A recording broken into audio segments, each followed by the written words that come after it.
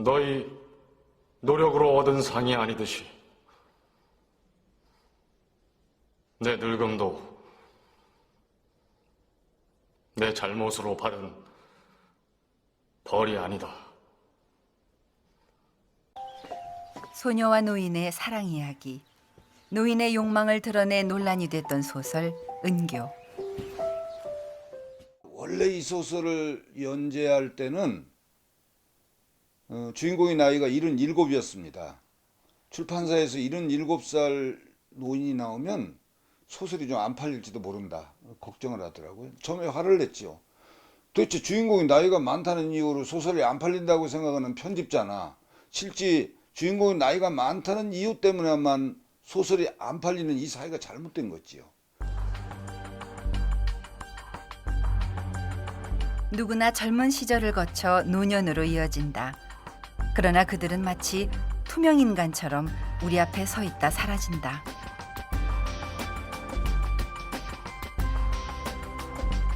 버스를 타고 가더라도 이래가 분명히 뒤에는 서가지고 오는 그 젊은 사람들이 있는데 내 옆에를 잘 앉지 않더라고.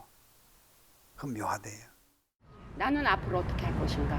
이제 그럼 나도 요양원에 가야 되잖아. 그럼 요양원에 가면은 그때 그 경제적인 걸 누가 부담할 것인가. 70세까지는 근데 문제가 아닌데 이게 80, 90까지 사니까 문제라고.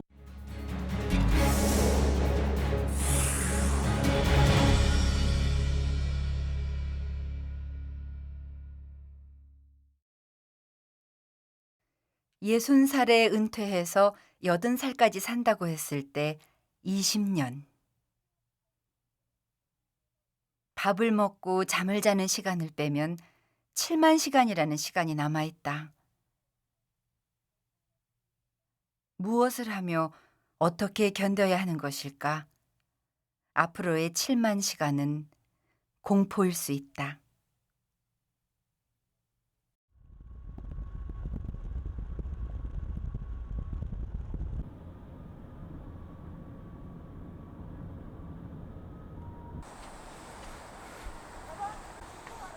올해로 70을 맞은 이응수 씨.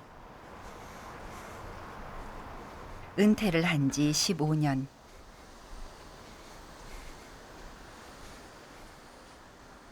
동력에 일출을 보는 사람들도 많지만은 또 이제 거름이 되면 저 일몰을 보러 가는 사람도 서해안이 많잖아요. 그게 다 아마 일출과 일몰이 거의 아마 같이 축복받는 게 아닌가 그러 싶어요.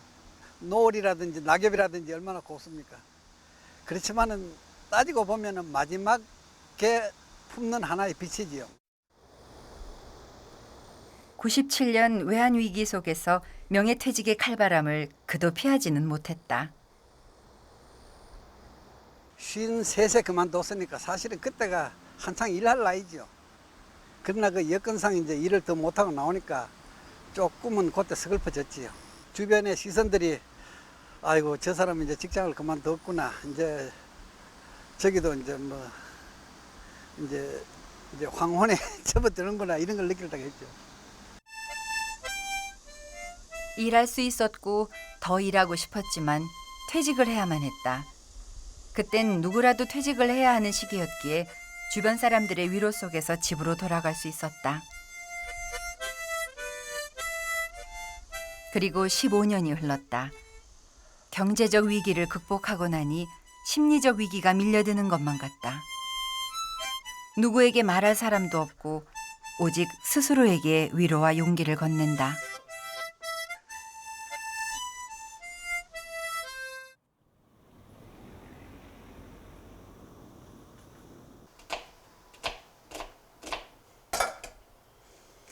은퇴 후 집에서 세끼 밥을 먹는 노인을 삼식이라 부른다고 한다. 하지만 한 끼 식사쯤 혼자 해결하는 건 이젠 자연스럽다. 가족들을 부양하느라 일해야 했던 시간을 보상받고 싶은 건 아니지만 가끔은 혼자 먹는 밥이 쓸쓸할 때가 있다.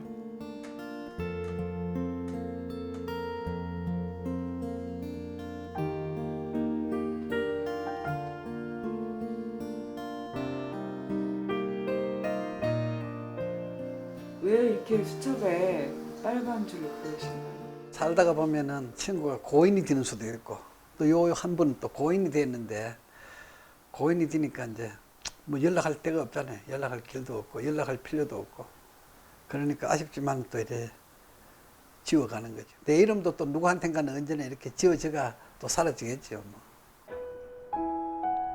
지인의 연락처를 적어놓은 수첩이 점점 얇아져 가고 있다. 연락을 할 것도 마땅치 않고 새로운 연락이 올 것도 없다. 혼자 지내는 시간을 견디기 위해 지인의 신문사에 칼럼을 써서 보내기도 하고 책을 쓸 구상도 해보지만 그를 독촉하는 사람은 아무도 없다.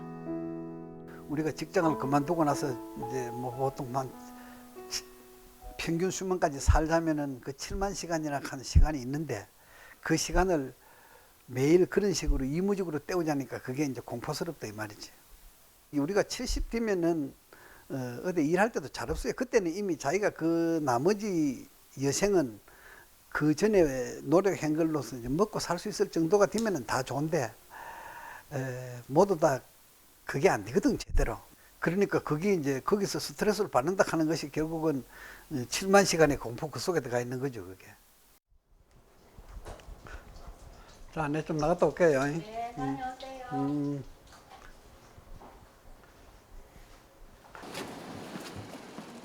은퇴 후 그나마 정기적인 관계를 맺고 있는 곳이 퇴직자들의 모임이다.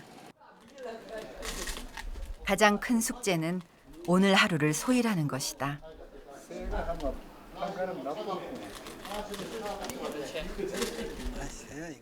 그냥 앉아가 자꾸 얘기만 하고 할 수 없으니까 그래 이런 걸 해가서로 뭐 정신 내기도 하고 이래 하는 거야. 세월 보내는 세월도 보내는 거지. 세월 보내는 거야. 가난한 시절 가족의 생계를 늘 지게처럼 짊어져야 했다. 노후는 생각해 볼 틈도 없었다. 그리고 이른의 나이가 되었다. 밤하늘의 달처럼 평온할 줄 알았다.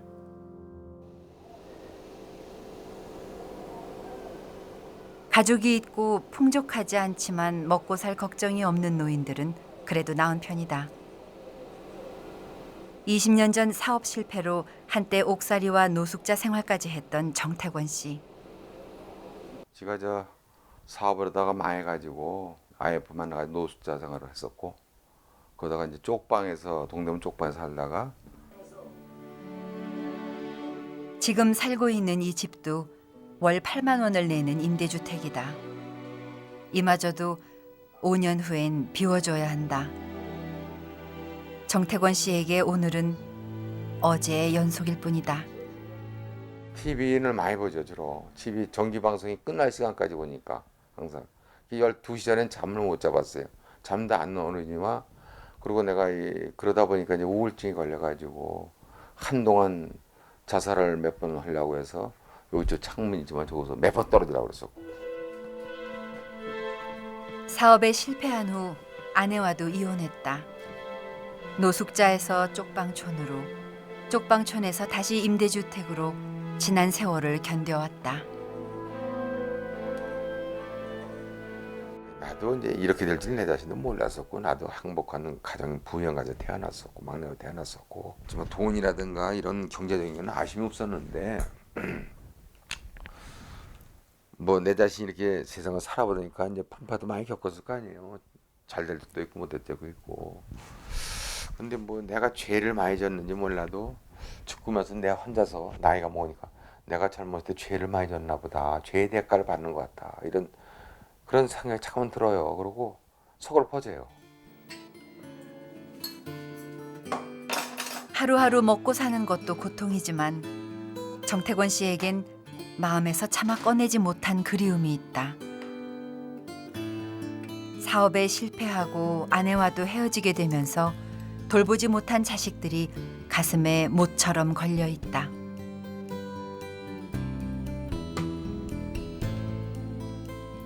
너 지금 부모가 찾는다고 해서 만났으면 걔들 사는데 괴로움을 줄 것이고 그래서 막말하면 넌 너대로 난 나대로 이렇게 사는 수밖에 없어요.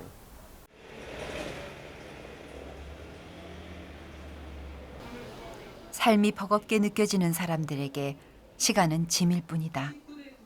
시간이 빨리 지나가기를 바라는 건 최금숙 씨도 마찬가지다. 나는 가는 생각만, 세상 가는 생각만 하고 살았어요. 내가 어떻게 하면 세상을 그냥 빨리 와서 가나, 살아서 멀어나. 나 같은 사람은 이듬해 더 늙어서 죽으면 나를 지어줄 사람도 없고. 남편의 폭력을 이기지 못해 어린 딸의 손만 잡고 집을 나온 최금숙 씨. 아이를 친척집에 맡기고 일을 나간 사이 그 아이마저 잃어버렸다. 수면제로 버티고 언제부턴가 약을 모으기 시작했다. 약을 하나씩 모으셨어요? 네. 어떻게? 약을 이제 두 알을 주잖아요. 그러면 하나는 이제 내가 놔두고 한 알만 먹고 아침에 새벽에 일찍 일어나도 아침에 운동도 나가고 그러니라고 하나씩 뭐 그게 많죠. 그 두 분을 제가 받았어요. 한 번은 293알이었고요. 그 두 번을 받았는데 합치면 약 600알 정도 됩니다. 돈을 벌 능력도 기댈 가족도 살아갈 의지도 없는 최금숙 씨에게 지금의 시간이 가혹하게만 느껴진다. 만났을 때 우울이 상당히 높았어요. 그리고 자살하고 싶다. 자살 생각도 굉장히 높았고 아무 희망이 없으니까 약을 준비를 하신 거죠. 그게 이런 분들한테는 희망이에요. 노후 준비가 바로 그 약이에요. 사는 거에 어떤 때는 괴로워서 괜히 그 약을 왜 선생님을 갖다 드렸나. 내가 먹고 그냥 잠들면 그래도 이제 선생님이 계시니까.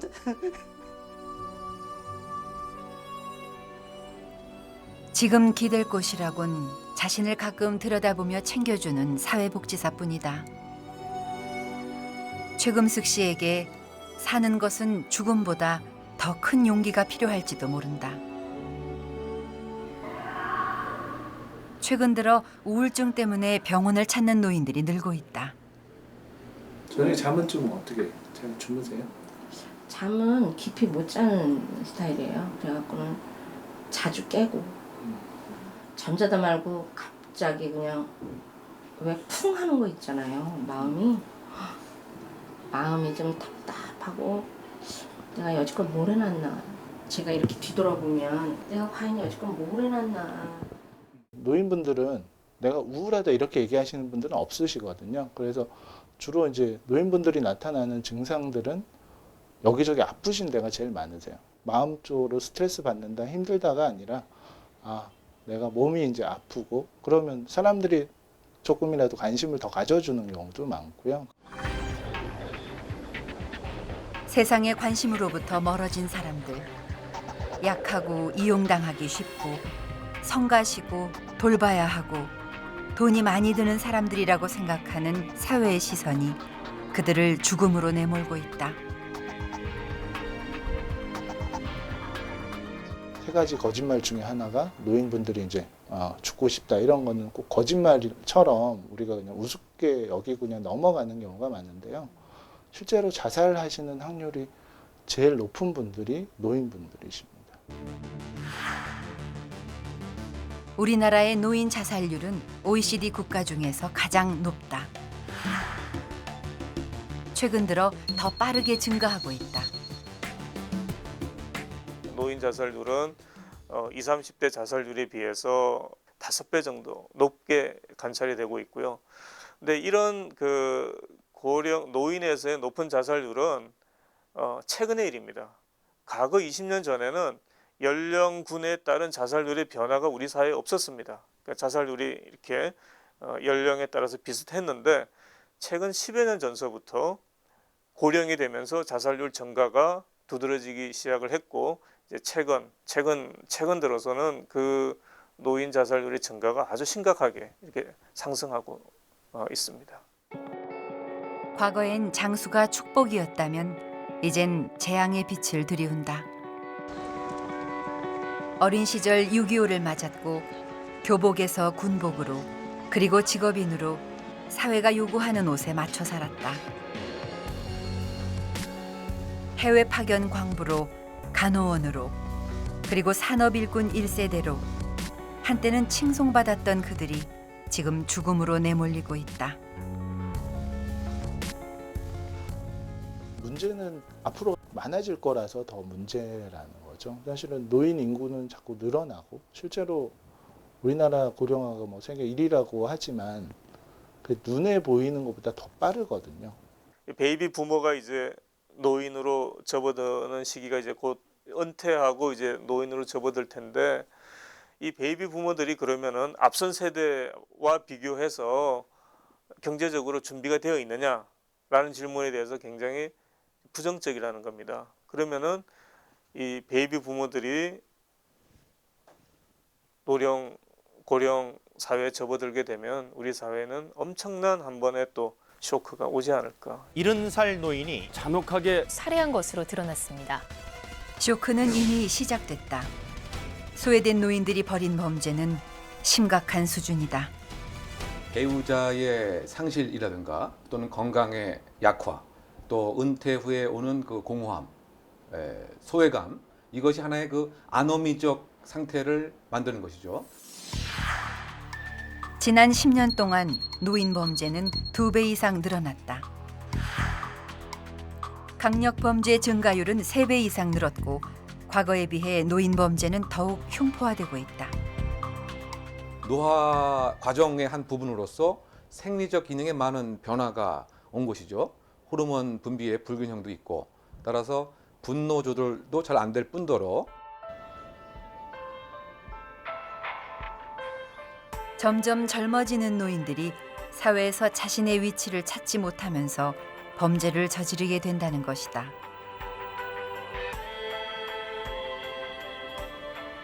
지금 늙어가는 남자들은 일종의 속이 텅 비어 있는 공룡과 같은 얼굴을 하고 있어요.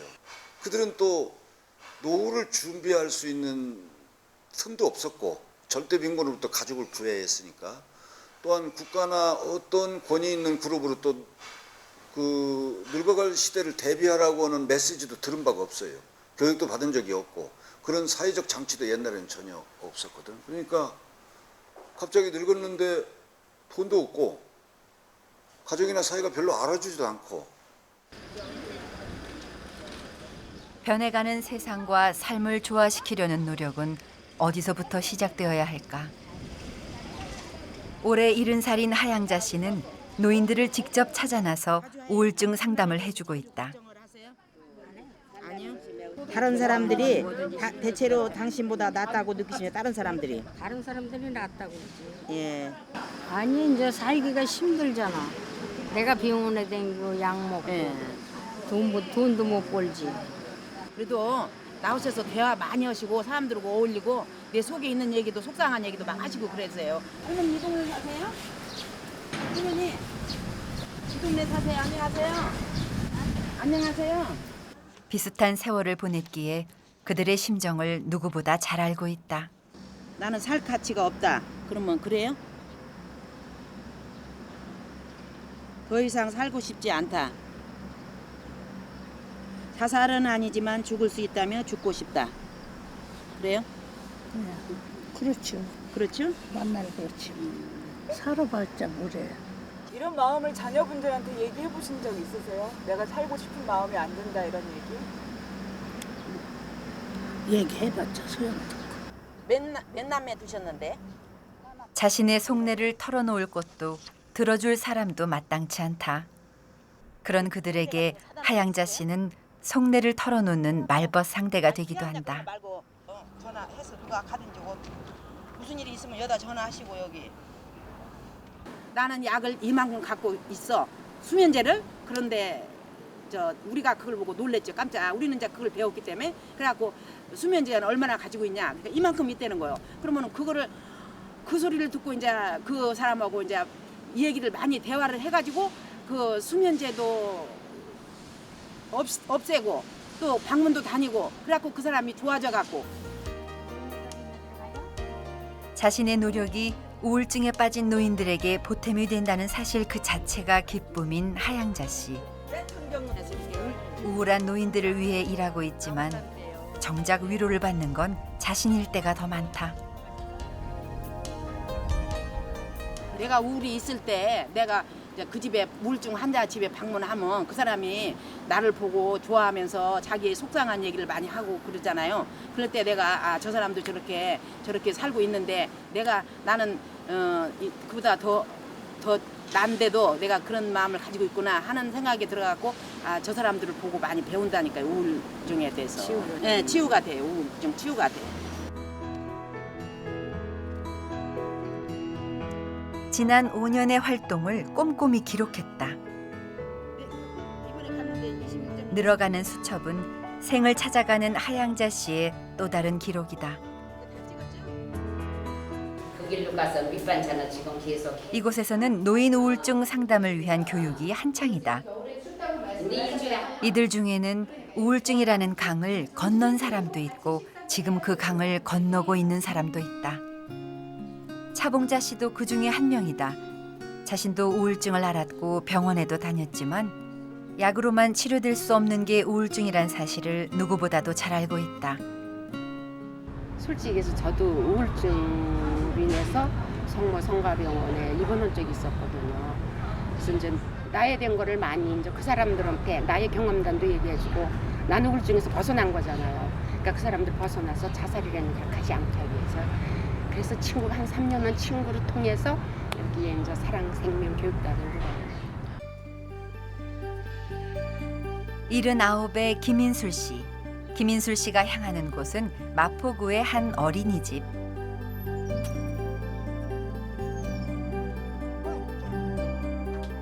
젊은 시절 무역업에 종사했던 김인술 씨는 자신의 한자 실력을 살려 일주일에 2번 어린이집에서 한자를 가르친다. 자, 준규 오세요. 준규가 지금 퀴즈 낼 거예요. 재밌어요. 재밌어요. 어떤 게 제일 재밌어요? 연필로 이렇게 쓰는 연필로 쓰는 거예요. 뭐뭐 배웠어요? 7, 8, 8, 9, 10. 처음에는 좀 아이들이 그러니까 순서에 맞게 쓰고 그런 규칙이 있어가지고 힘들어하긴 했는데 좀 지금 적응 단계라서 적응이 되면서 월요일에 한자 수업을 좀 기다리는 편이에요, 보면. 근데 할 때는 어려워하는데 나중에 끝나고 나면 오히려 더 재밌어 하더라고요. 손주 같은 아이들과 만나 함께 호흡하는 일은 김인술 씨에게는 무척이나 설레는 일이다. 오늘 이렇게 쓰는 거예요. 자, 다 됐어요. 다 됐죠? 내가 이런 생활하는데 뭐가 제일 필요하냐면 몸 전체가 청결해야 된다. 이게 막 목욕도 자주 해야 되고 말이 양치도 자주 해야 되고 아이들 가면 냄새 난다고 말이야. 걔들 이 치각이 굉장히 예민해요. 뒤에서 이렇게 목 안고 나면 말이야. 뭐 그냥 이내 반응이 와요. 그러니까 목욕 자주 해야 되죠. 양치 자주 해야 되죠. 얼굴도 그러니까 미모라도 말이 뭐도 바르고 찌고 바르고 말이 이렇게 그렇게 한다는 게 뭐냐면 내가 하고 싶어 하는 거 목적이 있으니까 어린들한테 잘 보여야 걔들이 나한테 말이 그래서 걔들하고 한 30분이든지 두 군데 다니면 말이죠. 그날 아주 만족해요. 아이들한테 말이 그렇게 기분이 좋아요. 2번 그 다음에 3번 자, 이건 두 획이니까 2번 이렇게 쓰는 거죠? 자, 인사합시다. 안녕히 계세요. 김인술 씨의 도전은 여기에서 멈추지 않는다. 아이들에게 한자를 가르친 경험을 바탕으로 창업에 도전했다. 창업 아이템은 어린이를 위한 한자 교재. 아이들이 어떻게 하면 지루하지 않게 한자를 배울 수 있을까? 그렇게 시작된 고민이 사업의 첫 출발이었다. 그러니까 이게 지금 뭐냐면은 가을 추다 그러면 말이지. 가을 추다 하면은 가짜에다가 1을 하고 2번하고 3회가 아닙니까? 그럴 때 이걸 그냥 쓰기 시작하니까 아이들이 또 지루하게 생각하더라. 그러니까 야, 잘 됐다. 마카펜 가져라. 마카펜 가지고 빨간 거 이렇게 하니까 아이들이 신기하게 느끼더라고요. 그래서 이런 식으로 해서 나중에 여기 와서 특허를 신청해야 된다 하는 교수님들의 얘기도 있고 그래서 특허를 해보니까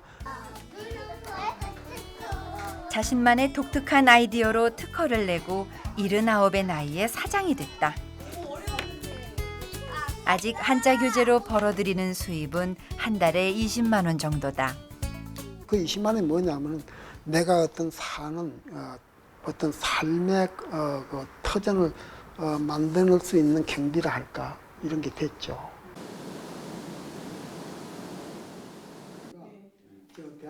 서울시에서 운영하는 장년 창업지원센터는 처음 사업을 구상했을 때 큰 도움이 됐다. 김인술 씨는 이곳에서도 가장 나이가 많다. 창업을 하는 데 있어서 모르는 부분이 너무나 많았다. 모르는 것은 하나하나 배워갔다. 김인술 대표님 같은 경우는 처음에 정말 A4 용지 한 장 가지고 오셨었어요. 그래서 저도 처음에 어떻게 도와드리면 좋을지를 모르겠더라고요. 이렇게 뭔가 해드리고는 싶은데 이게 단순하게 할 수 있는 게 아니라 생각이 들어서 저희 쪽에 변리사분을 처음에 상담을 하셨어요. 제일 처음에는 그 경영 컨설팅부터 먼저 하셨었어요. 이 아이템이 대표님한테 적합한지 안 한지, 이게 잘할 가치가 있구나라고 생각은 하지만 그게 행동으로 옮기기는 쉽지가 않은데 대표님은 정말 집념이 너무 강하신 것 같고요. 본인이 그런 준비되어 있지 않으셨으면 아마 시작도 못 하셨을 거라는 생각이 많이 들더라고요. 근데 80 가까운 나이에 새로운 사업에 도전하는 것이 결코 쉬운 일은 아니었다. 가장 힘들었던 건 그 나이에 무슨 창업이냐고 무시하는 시선이었다.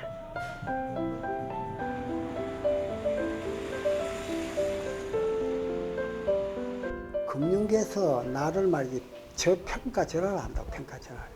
아니 노인이 돈을 주면 이제 얼마나 뭘 잘하겠냐. 우리한 데서 말이지 융자를 돈을 구워 가면은 얼마 후에 잘 갚겠느냐 하는 게 그게 탁 가로막혀서 그왜 젊은 분들 내 보내시죠. 어르신이 손수 이렇게 가져오시냐 그런다고. 그게 리젝트 당하는 것이야 이게.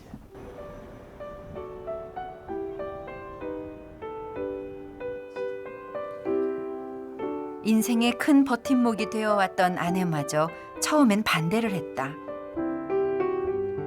아직도 나가서 일을 할 만큼 인생을 성실하게 꾸려왔던 아내이기에 근심도 헤아리지 못하는 바는 아니다. 나라에서 돈을 이렇게 빌려준다니까 그거를 받아가지고 또 일을 벌리진 않을까. 젊어서 사업하시던 분이라 또 일을 벌릴까 봐 그것도 걱정이 돼가지고.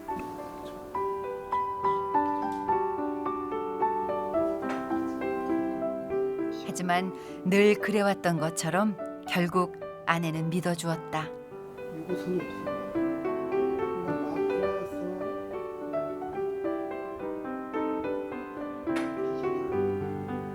교회에서 그게 맡은 일들이 많으시니까는 이제 9박 10일씩 그렇게 단기 선교를 그때 갔다 오시고, 그러니까 이제 70이니까는 이제 교회에서도 은퇴하잖아요. 이제 교회에서 놔둬요. 예, 70이면 은퇴해요. 교회에 하던 것도 다 놓게 되니까 그때도 굉장히 섭섭했어요. 야, 이거 그럼 난 이 집에 뭘 가냐. 다시 돈을 벌러 간다? 그것도 웃었고. 나 사는 거? 그것도 뭔가 해야 되지 않겠냐.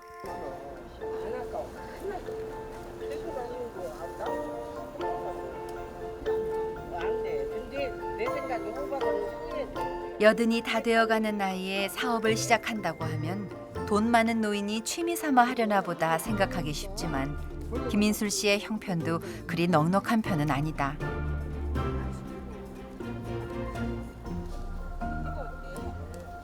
저희 큰애가 사업했었어요. 그러다가 그게 안 돼가지고 우리가 이제 노후 대책 다 해놨었어요. 약도 막 돈 저축해가면서 그렇게 딱 그렇게 해서 이제 정년 퇴직 끝나면 아 이렇게 해가지고 이렇게 해야 되겠다. 다 나름대로 계획이 다 있는데 막 산산조각이 다 돼버린 거. 하루 아침에 정말 기가 막히죠. 하늘이 무너지는 것 같지. 야 이거 사람이 계획대로 모든 게 안 되는구나. 근데 그거 다 팔아서 다 정리 싹 해줬어요. 내가.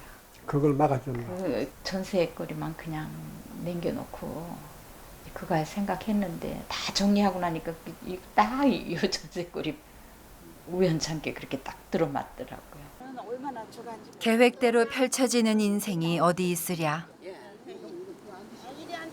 스스로를 다독여도 보지만 최근 병원에서 날라온 소식은 이들 부부에게 또 한 번의 고비다. 제가 지금 갑상선이 안 좋아요. 또 조직 검사를 했더니 갑상선 암이라고 그러더라고. 어떠셨어요? 그래서 뭐 왜 암이에요? 그냥 그랬어요.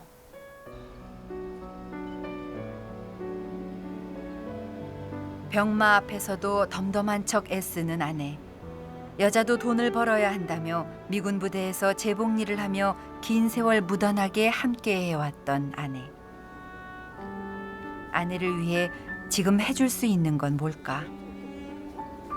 이 나이에 그런 소식을 듣게 되면은 자 그렇다고 내가 자기의 그 뭐 이번 그 수술 비용이라 전체를 뭐 커버할 수 있는 능력은 안 되고 또 그렇게 되면은 이제 이후에 또 돈을 벌어서 우리가 가정을 이끌어 나가는 이런 문제도 이제 걱정이 되지.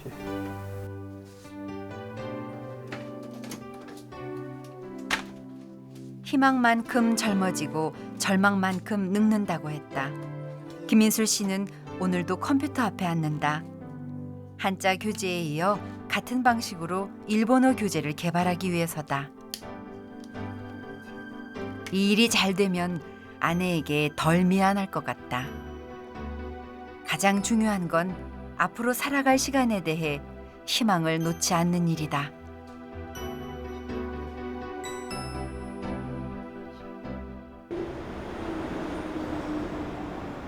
우리나라에서 유일한 실버 워크센터. 노인에게 있어 새로운 일자리를 찾는 것은 쉽지 않은 일이다.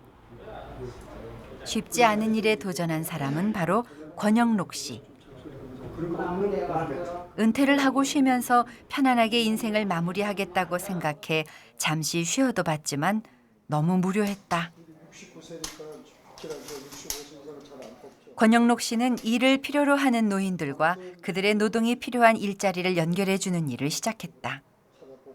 이제는 고령화 사회에서 그런 많은 고령자들이 노인들이 무언가는 일을 해야 되는데 우리나라 실정에는 아직까지 그 일자리 문제가 참 사회적 문제로 이슈가 되고 있잖아요. 그래서 제가 좀 미약하지만은 어떤 노인들이 맞는 실버 워크를 좀 개발을 해야 되겠다.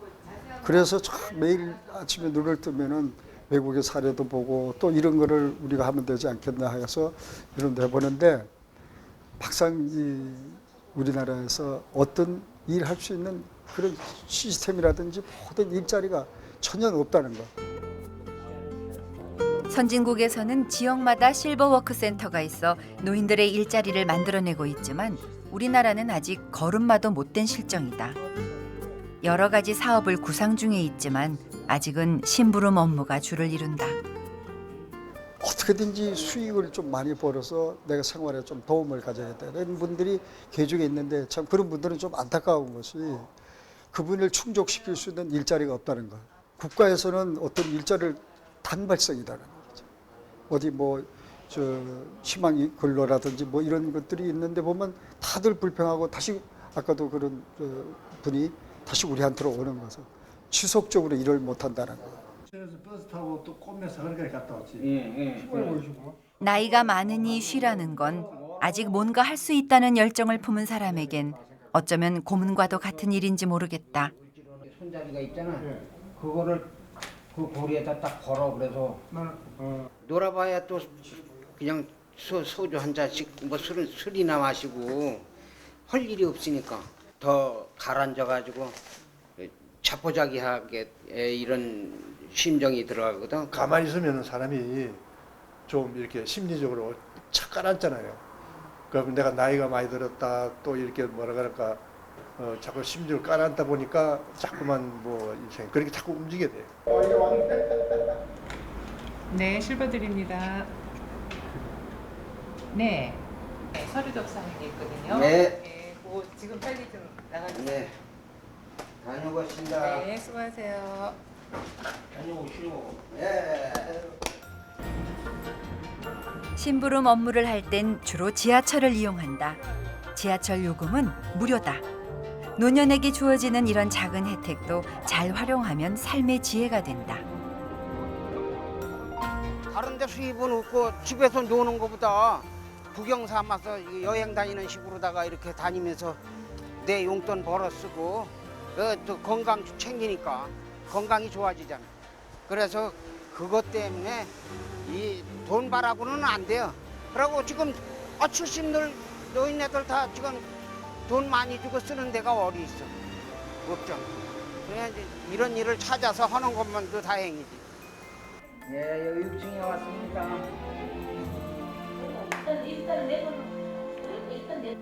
고맙습니다. 오늘의 업무 완료. 그 토요일, 일요일은 쉬니까. 그 이제 토요일, 일요일이 이제 기다려지는 거지. 또 우리도 젊은 사람들처럼. 제2의 시니어 워크센터를 창립하기 위해 실버들에 방문한 김종진 씨.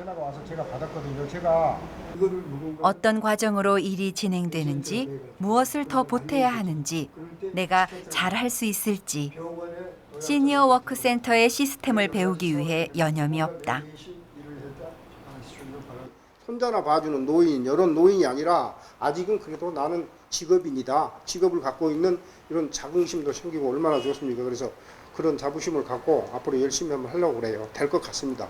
지역 사회가 나서서 그런 노인들을 돌볼 수 있는 공동체 문화가 우리 사회에 좀 더 전면적으로 좀 이렇게 자리 잡아야 되지 않을까 생각을 하고 국가에서 적극적으로 개입하지 않으면은 정말 70 쇼크 상태로 우리 사회에 큰 충격을 주지 않을까 이렇게 생각을 합니다.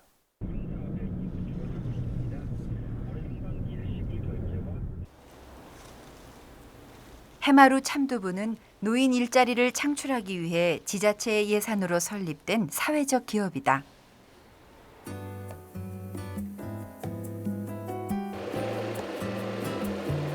이곳은 부천 지역의 노인들이 모여 두부를 만드는 곳이다. 두부를 만드는 데 필요한 설비를 마련해 주었지만 두부를 생산하고 판매해 수익을 내는 것은 이곳에서 일하는 노인들의 몫이다.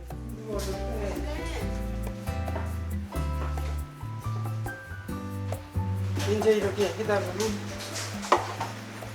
감이 와요. 아, 이 정도면 되겠다. 이제 너무 짜면 뻣뻣하게 맛이 없어요.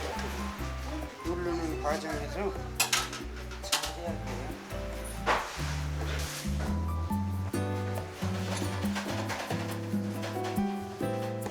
전날 10시간 넘게 불린 콩에 간수를 넣어 두부를 만드는 노인들의 손놀림이 분주하다.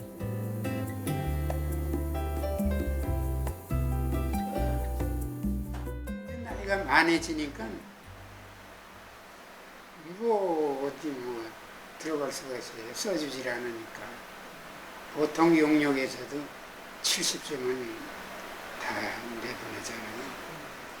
근데 벌써 70대다 하면 안 써주니까 쓰질 가질 않죠. 못하고. 안 쓰니까 갈 데가 없어요. 이곳 두부 공장에서 일하는 노인들은 10여 명. 일주일에 이틀에서 사흘, 하루 6시간 근무하는 노인들은 생산, 배달, 판매 팀으로 나누어 일한다. 이곳에서 한 달을 일하고 받는 돈은 30-40만 원 내외. 그래도 일을 할 수 있다는 것 자체가 감사한 일이다.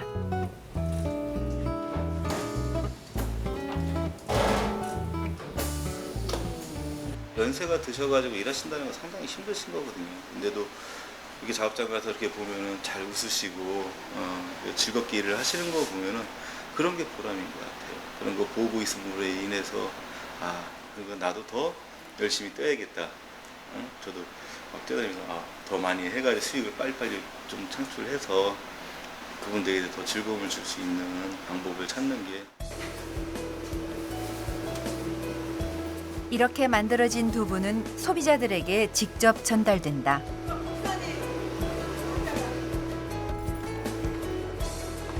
유기농 콩을 쓰고 정성을 다해 만들었지만 대기업에서 대량 생산되어 나온 두부와 경쟁하는 것이 보통 어려운 일이 아니다. 신일그룹이라는 단체가 무슨 힘이 있습니까? 그러다 보니까 이 관공서 들어가는데 거기도 힘이 들고 문이 닫히고 그러다 보니까 자꾸 저희들이 그 설 자리가 좁아져요. 그런 것이 참 안타깝습니다. 정성스럽게 만든 두부가 이곳을 떠난다. 이들의 구슬땀이 세상으로 나가는 것이다. 이 시장형 사업 같은 경우는 지금 판로라든지 이런 마케팅 전략이라든지 그런 게 솔직히 아마추어 수준이거든요. 그런 시장을 뚫고 들어가는 거라든지 판로, 뭐 마케팅 전략 그런 것들이 많이 약한 편이기 때문에 그런 쪽을 많이 좀 교육이라든지 지원을 해줄 수 있으면 상당히 좋을 것 같아요. 고되지만 이렇게 땀 흘려 일할 수 있다는 건 삶의 큰 활력이 된다.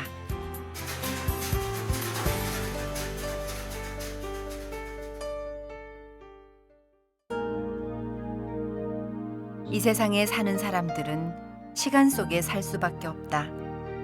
아무리 아름답고 싶어도, 아무리 빛나고 싶어도 이들에게 다가올 죽음은 엄연한 현실이다.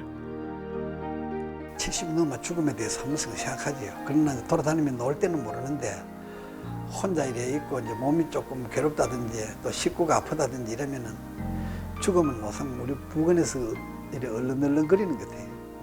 하루하루를 상할 때도 죽음의 준비가 있어야 되지 않냐 그런 마음을 살아야 되고. 언젠가는 죽는다는 건 알지. 그러나 어떻게 죽느냐가 문제.